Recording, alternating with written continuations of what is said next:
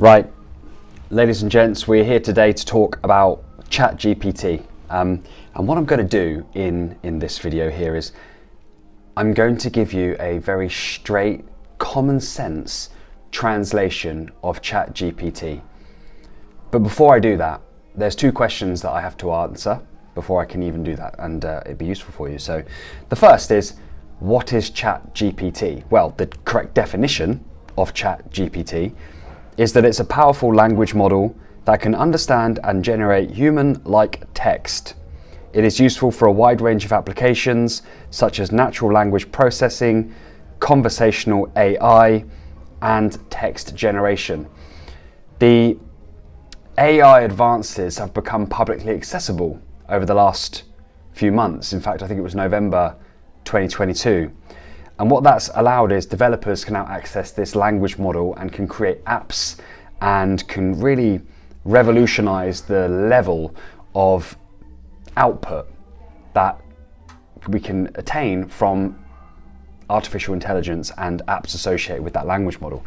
So look, we're not going to go into too much technicality today, but that's what it is, and that's what you should understand. It's a big sort of network of information, a system that can be utilized and is very advanced, very clever, but does have its limitations, of course. And people are getting very excited and very, I think in some cases, running away with themselves a little bit when it comes to this. So that's the first thing. The second thing is, like, who am I to give you this information? Well, I've thought about it for a while. I thought about not saying anything, but listen, I'm the CEO of a digital marketing agency. So this has been on my radar for a few months now. And it's starting to reach that critical mass to the point where I am also a volunteered school governor, and I was at a school governor's meeting last night, and the clerk of the meeting had heard about ChatGPT, and we were actually reviewing the social media policy in the meeting, of which obviously I had some input on, because I thought, I know this area very well, and I commentated and gave us some suggestions. And then I said, what about future advances in the technology that we use? And what do you know about ChatGPT? The clerk knew about it, but nobody else, including the head teacher, knew. But it is hitting that critical mass point where, two people around the table knew about it. What's that going to look like next week, in 2 weeks, in 3 weeks, in a month? It will become more common, and so you're going to hear a lot of fear, a lot of scaremongering, a lot of sort of egotistic opinion. This is going to be this, is going to mean that this is the end of that. This is going to kill this. I think people just like to be right. And I sometimes think the reason they like to be right is because they're scared of being wrong. So this is very much a straight line approach to ChatGPT. If you are a concerned parent or you're a teacher and you're worried about students and the access to ChatGPT and what that does to learning, then I think you're right to have a concern, because essentially people who want to cheat could cheat quite easily. Don't get me wrong, when I was in school, I definitely found a couple of ways to hack the system in terms of my, listen, when I was in secondary school, translation between languages had become available on the internet. It wasn't very common knowledge, and I would be lying if I didn't admit to using that to my advantage with my German GCSE. Now look, if I was to then go to Germany and say, yeah, I've got a GCSE in German, I've got a C grade, and they were like, great, we'll get you in there and then you can start working, talking to people, I wouldn't know it, would I? I wouldn't be able to sit there and use a translation device to actually deal with people talking German to me. And so it's the same with this. If you are going to cheat to get a grade, then what are the consequences of getting that grade in terms of how much lack of knowledge or lack of application you're going to have? Because ChatGPT is never going to replace human knowledge and insight and oversight. It's just allowing us to make things a little bit easier. For example, if we wanted to condense our notes from a meeting that we typed up and make it into a report, and make that report 500 words, and make that report suitable for a child to read, then we could ask ChatGPT to translate that in that way. If we wanted to go and find 5 more benefits to a single benefit that we'd found, for example, what's the benefit of drinking water? Keeps you hydrated. Great, now go and find me 5 more. It could go and find you 5 more. Then you could say, now give me those 5 in the tone or style of Carrie from Sex and the City, and it could do that. You could then ask it to write you a poem about those 5 benefits, and it could do that. So you can understand why it's kind of excited the marketing world and scared a lot of people as well. But I think after using it now for a bit and testing it and playing around with it, we aren't using this for any of our clients because there are still some downsides that might occur in the future. Microsoft is the single backer financially for ChatGPT, invested a few billion, I believe, in this process, in this system, in this technology. And I guess their plan will be to integrate that into Microsoft Word, Microsoft Excel, PowerPoint, into Bing, the search engine Bing, which they also obviously own, and possibly some tech, some hardware, phones, that sort of thing. That's what will happen here, in which Google will then have a response to that and release their technology, which I'm sure they've had for a while, because they wouldn't want to get their sort of search engine power beaten here by Microsoft. You know, those two are going head to head on this technological advancement. So I have an active interest in this. We aren't using it for our clients, but we can use it for making tasks easier, for condensing and elaborating on, I'm not sure whose phone that is, condensing or elaborating on certain things that we write. And I think there is definitely a useful place for this sort of thing. But look, as a parent or a teacher, just be careful. Just don't get freaked out about this. Know about it, do your research, see if you can have a go using it.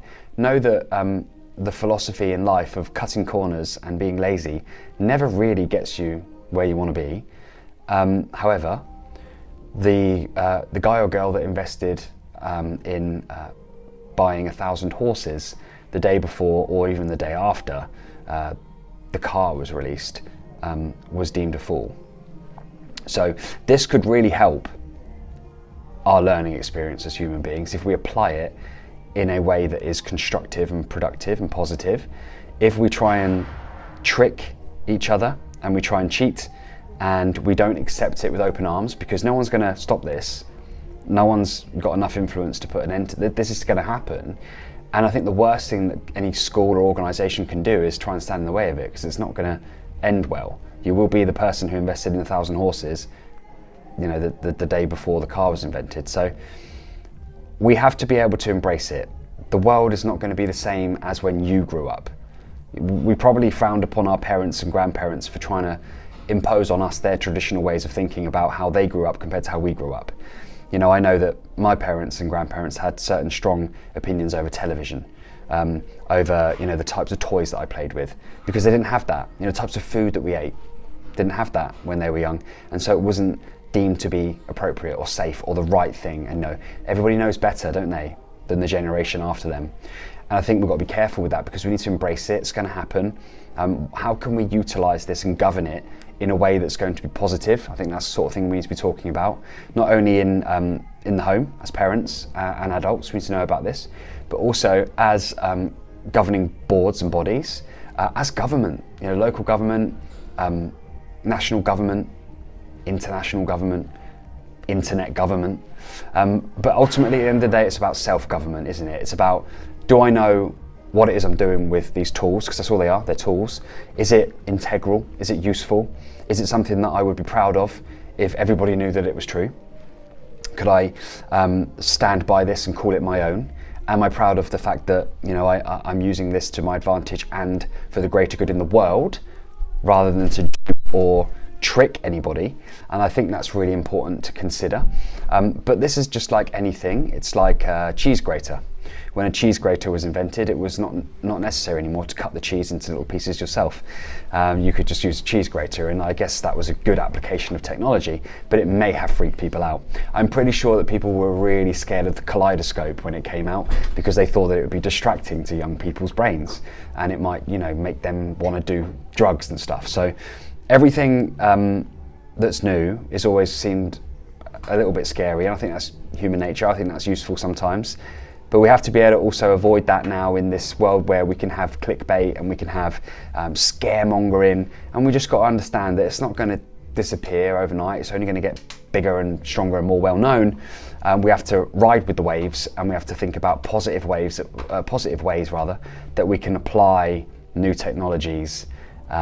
Everyone's quick to put pressure on social media and say that it's, the internet and social media is a bad thing and that it needs to be under control, but we've got to do something about it too. So when we see something coming, yes, in the wrong intentions, could be dangerous in terms of our learning capacity and experience, particularly with young people. But if we're to educate them, not try and hide them from it, because they'll do it anyway, but we educate them and we learn to understand it together, I believe that then it can be very positive and useful, not just in the home, but in the schools. So I hope that you've learned something from this, and I would recommend that you go and do your research on ChatGPT as a parent or a teacher, and at least know about it, at least know where you sit on your opinions of it, and I'm sure that things will catch up in terms of governance and in terms of policies as it becomes, again, at that point of critical mass. So I'd love to know what you think. Is this the first time that you've come across this? What did you think about the little example that I showed? Did it scare you? Did you want to know more? Did it spark curiosity? And if you have heard of it already, then what good uses do you think that we can attain as a society from this technology? I'm interested in those things. I'm not interested in what you think about how it's going to end the world. I'm not interested in what you think about it's going to make robots take over and we're all going to be like in the Matrix or iRobot. I'm not interested in that. I'm not interested in that scare, that fear. I want to know, how can we use this for good? How can we use this for the positive? Get involved and let me know. And thanks for listening. See ya.